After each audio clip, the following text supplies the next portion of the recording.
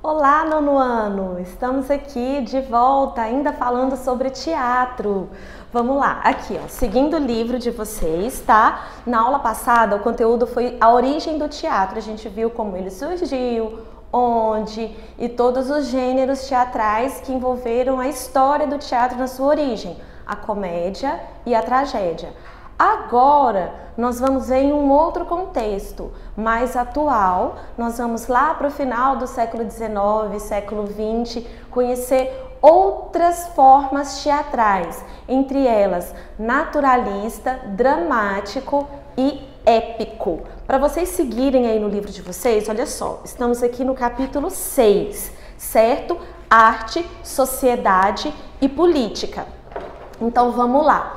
Então, olha só, essas três formas teatrais, naturalista, dramático e épico, nada mais são do que maneiras de interpretar uma determinada peça. Nós vamos ver os segmentos dessas peças teatrais, os temas mais apropriados para cada uma delas e a maneira como que o ator vai interpretar de acordo com cada gênero desse. O que vai mudar é exatamente isso, a maneira como o ator interage com a história e ao mesmo tempo com o público que está ali presente, certo? Então vamos lá, dar início aqui. A gente vai começar a falar do teatro naturalista. Pelo próprio nome, naturalista, natural, nós percebemos que é uma forma em que o ator vai se aproximar ao máximo da realidade em termos de temas teatrais e como ele vai interpretar também aquele personagem. Nós não vamos ver aqui cenas difíceis, cenas surreais, cenas impossíveis de vermos na nossa realidade. Vamos comparar aqui a uma pintura, certo? Uma pintura naturalista, que podemos dizer também uma pintura realista. O que é isso? Que está bem no nosso dia a dia, que nós já trabalhamos sobre isso em outros momentos, que eu já comentei com vocês e vamos relembrar aqui. Uma obra, uma pintura que é naturalista ou realista, ela vai se aproximar ao máximo da realidade. O artista, o pintor, ele não vai colocar ali imagens que nós não costumamos ver no nosso dia a dia. Ele vai colocar ali aquilo que nós acostumamos a ver. Por exemplo, tanto na pintura como uma peça teatral, nós não vamos colocar pessoas flutuando, pessoas voando. Isso seria próximo ao surreal, ao imaginário. Efeitos especiais, por exemplo, teatro é possível colocar uma pessoa flutuando? Sim, mas com artifícios, com suporte técnico que faça com que a pessoa se levante, mas que fique também de um contexto natural. No teatro naturalista, não. O teatro naturalista, se não é comum no meu dia a dia ver uma pessoa flutuando, uma pessoa voando, então eu não vou fazer parte do meu teatro uma cena dessa. O que eu vou colocar como cena e como tema teatral também, como enredo, são cenas próximas de acontecer na nossa rotina, no nosso dia a dia. Então isso é um teatro naturalista. Então nós vamos ver aqui no decorrer das imagens algumas cenas de teatros naturalistas e também a classificação. É importante sabermos quando foi que surgiu, quando, onde e as características. Para cada forma teatral que vamos ver, naturalista, realista, dramático, épico, o que vocês precisam estabelecer como conceitos, como regra para cada uma dessas formas? Onde surgiu, quando surgiu e características, principalmente que vão diferenciar um estilo do outro, certo? Então vamos lá. Então o naturalista, quando ele surgiu? Ele surgiu na França, no final do século XIX e início do século XX, ou seja, já vem pegando ali a era moderna, a era contemporânea, então que buscava criar uma ilusão da realidade, no palco, através de uma série de técnicas e estratégias dos atores também, a maneira como eles vão atuar para poder conseguir levar essa realidade do personagem para uma melhor compreensão e interpretação do público. E como é esse teatro naturalista? Bom, o naturalismo ele corresponde a uma interpretação teatral que busca reproduzir o comportamento natural humano com a mais absoluta fidelidade, tentando produzir a realidade de forma natural. Então, isso eu vou reafirmar para vocês aqui como total característica do teatro naturalista. E não é difícil de vocês aprenderem, porque o próprio nome já é uma característica do teatro.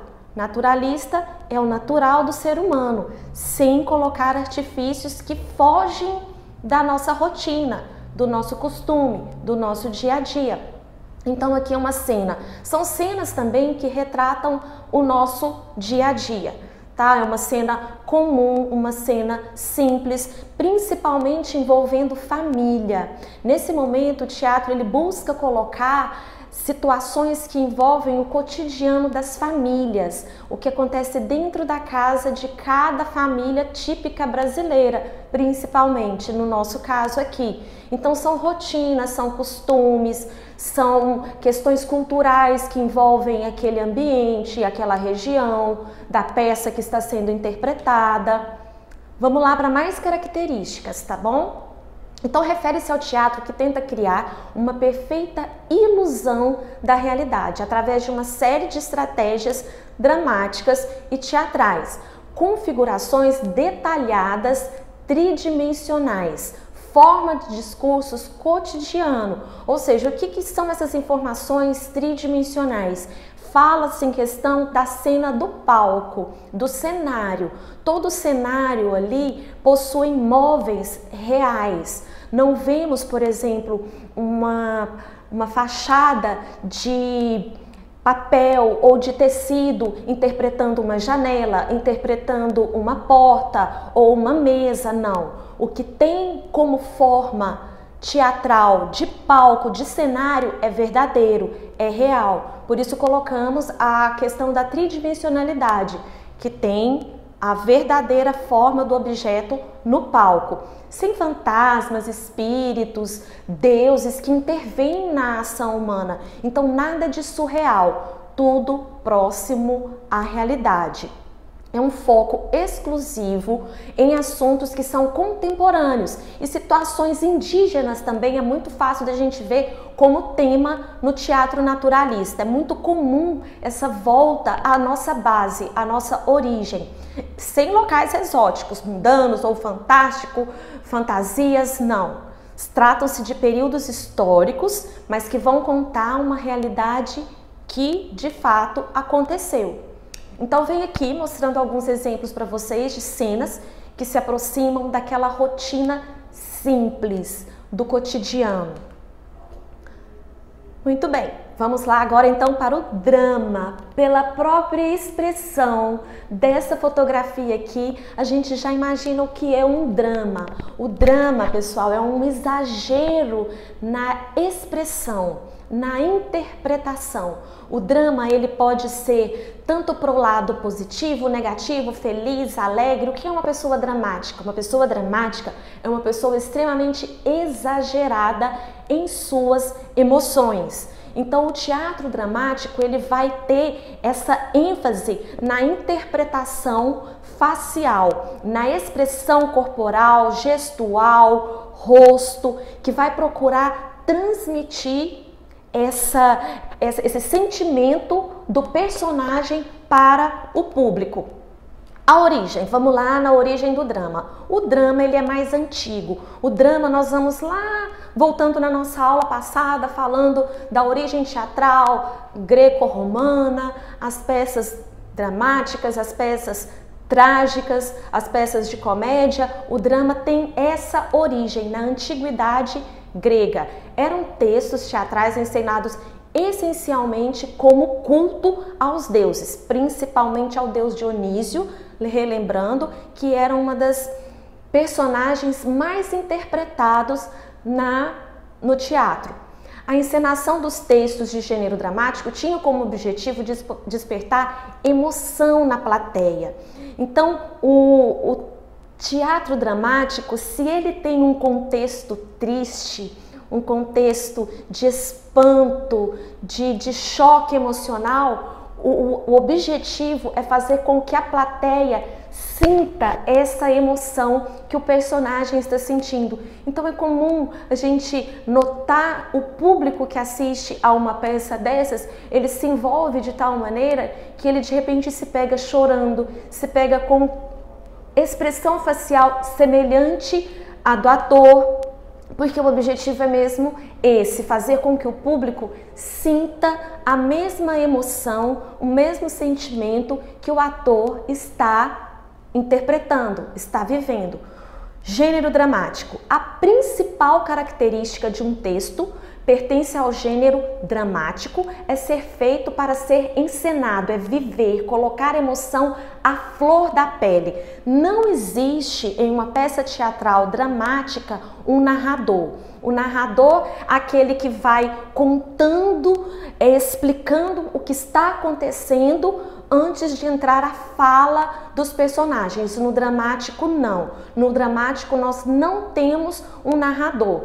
Toda história acontece, o desenrolar das cenas, através das falas somente dos personagens. Então é isso. Então o teatro dramático é isso, essa forte emoção, principalmente gestuais e facial. Então a proposta é representar uma cena que pareça tão verdadeira a ponto de transportar o público para um outro lugar. Então, de repente, a pessoa, ela até esquece que está ali assistindo uma cena teatral e passa a viver aquela história, vivenciar a história da peça dramática. São peças destinadas, normalmente, na sua origem, era destinada a um público de uma classe mais abastada, vamos dizer. Na sua origem greco-romana, essas peças eram destinadas ao público da elite. E era o gosto preferencial dessa elite também.